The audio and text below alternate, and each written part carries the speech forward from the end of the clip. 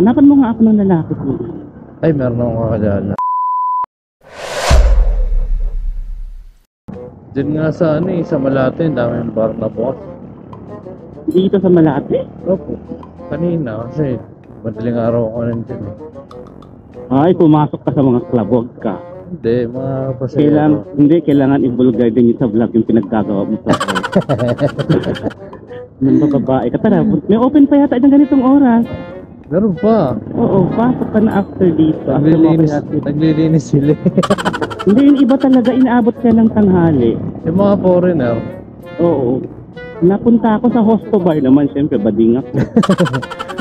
Inaabot kaya sila ng alas 9, alas 10. Eh kasi madilim sa loob, so hindi nila namamalayan ng oras. Tapos masasayahan sila. Kaso ang mahal, kuya. Hanapan mo nga ako ng lalaki ko. Ay, meron akong kakilala. Uy, wag ka nga. Patulad din. Maraming taga dun sa amin, naghahanap.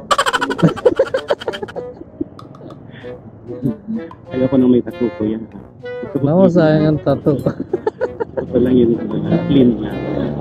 Clean ba? Meron. Okay, wala ako against sa mga may tattoo. Siyempre, ano yun, mga art nila. Art nilang, ano yun, art yung para sa kanila. Pero I mean, sa perspective ko lang naman when it comes to attraction. Sa akin lang naman. Iba naman tayo.